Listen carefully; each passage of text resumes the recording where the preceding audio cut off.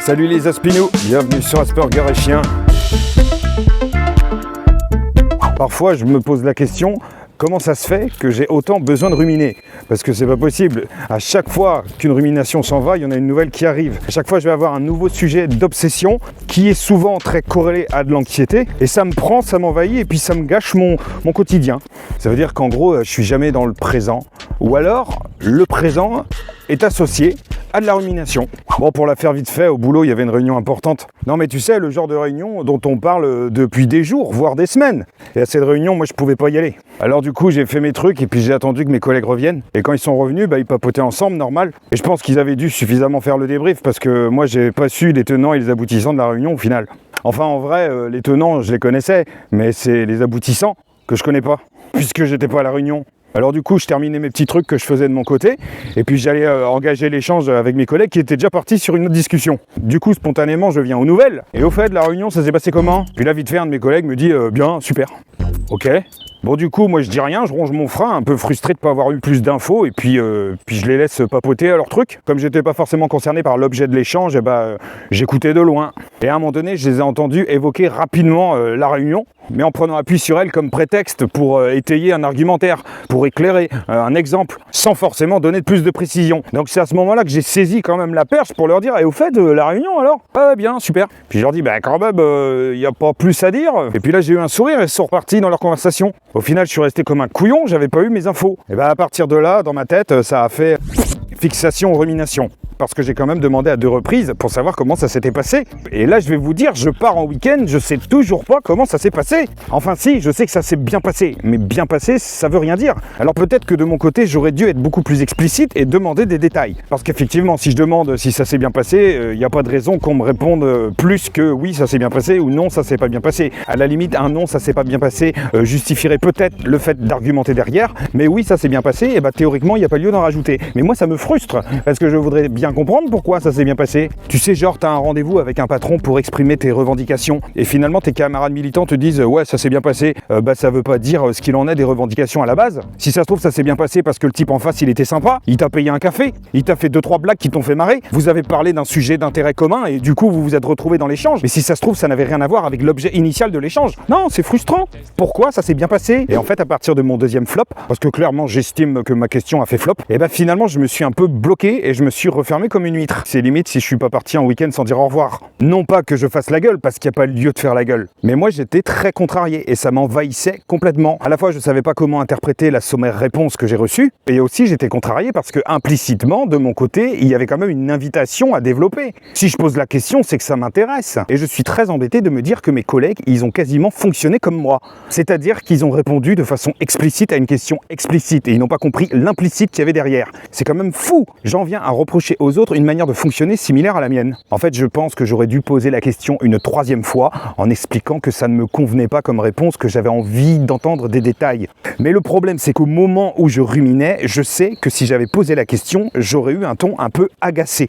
Et probablement que les gens auraient beaucoup plus relevé mon agacement que les raisons dans lesquelles ils s'inscrivaient. Bref, j'ai terminé ma journée avec ça, je suis reparti avec ça, et peut-être que je vais rester tout le week-end avec ça, et je sais qu'il faut que je rentre en résistance avec moi-même. Parce que je me connais, je suis capable d'envoyer un mail. Et je vous ai déjà dit dans une précédente vidéo que c'est chaud parfois les mails. Je sais pas s'il manque de smileys qui viennent adoucir mon propos, ou si j'en mets trop qui donnent l'impression que je pense pas ce que je dis.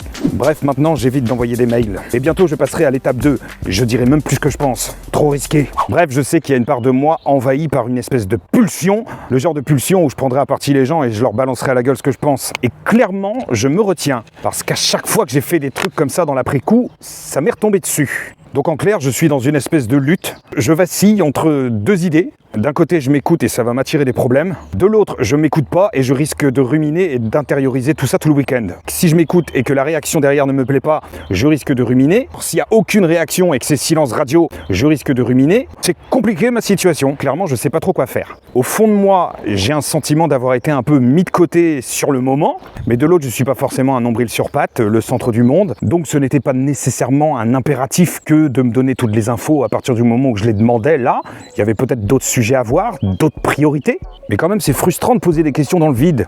T'as l'impression d'être invisible. Il faut que je laisse passer parce que sinon j'aurai des problèmes. Et ce qui est frustrant dans cette histoire, c'est que je me connais, je sais comment je fonctionne. Donc je pourrais expliquer aux gens quels sont mes besoins, quel est mon mode d'emploi, ma façon d'être. Comme ça, eux, ils peuvent s'adapter en conséquence.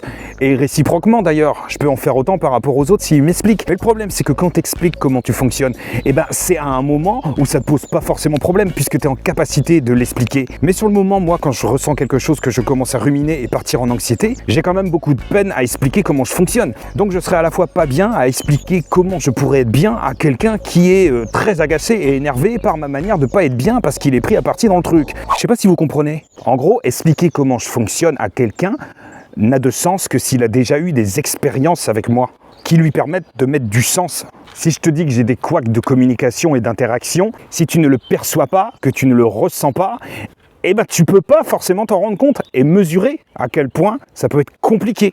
Compliqué entre toi et moi, et compliqué dans moi. En fait, ce que je voudrais que les gens puissent comprendre, c'est que des fois, je rencontre des murs. Des fois, il y a des obstacles, c'est compliqué, il y a des bugs. Et ceux-là, ils sont perceptibles. Mais il y a aussi parfois des bugs qu'on ne voit pas, mais qui me font vachement ressasser, ruminer. En fait, par rapport à cette situation, maintenant, je voudrais à la fois savoir comment ça s'est passé cette réunion et pourquoi finalement j'ai pas eu de réponse immédiate quand j'ai posé la question. Est-ce que c'était lié à moi directement ou est-ce que c'était le contexte en fait qui faisait que c'était pas possible de prendre le temps? Je pourrais très bien comprendre que quelqu'un me dise désolé, j'ai pas envie d'en parler maintenant, on en parlera plus tard. Il n'y a aucun problème, je le prendrai pas personnellement. Mais si on me dit rien, moi je ne peux pas savoir, je peux pas deviner et donc je ne peux que me fier à mes pauvres interprétations à deux balles. Et en général, elles vont toujours dans le sens de ce qui me fera du mal. Et ce qui est terrible, c'est que des fois, ça fait souffrir alors qu'il n'y a pas lieu du tout. Ça relève que de l'anecdotique, en fait.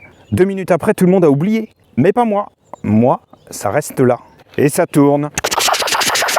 Donc en fait, je suis complètement coincé. Si je dis ce que je pense, mais vraiment par rapport à l'émotion que je ressens, ça va partir en cacahuète. Il y aura sans doute une grosse incompréhension, des mauvaises interprétations, et à la fin, moi, je vais culpabiliser parce que je vais me rendre compte que peut-être que j'ai blessé quelqu'un, que j'ai fait du mal à quelqu'un, etc., etc. De toute façon, c'est toujours moi le problème. Si je dis rien, ça me fait gamberger, et puis finalement, ça me rend malade. Si j'essaye de communiquer de manière douce et très courtoise, en faisant vraiment attention de mettre les formes, je risque quand même de passer pour quelqu'un qui a des problèmes parce qu'il est capable de se poser ce genre de questions alors qu'il n'y a pas lieu. Dans tous les cas, c'est foutu. Donc je vais essayer de mettre de côté tout ça et me disant qu'il y a sans doute une raison valable qui fait que j'ai pas obtenu les réponses à ma question et que ces raisons, je l'espère, soient complètement indépendantes de moi. Bon, je vais retourner à mon déménagement, moi j'ai du boulot. Et au moins dans cette entreprise, je sais clairement pourquoi mes cartons me prennent la tête. En fait, ça me prend la tête. Donc il me faut une réponse quand même. Je dis qu'à un moment, ça mouline. Je vais pas passer tout le week-end comme ça à me poser des questions. Non mais rentre chez toi tranquille, tu verras lundi. Ok ?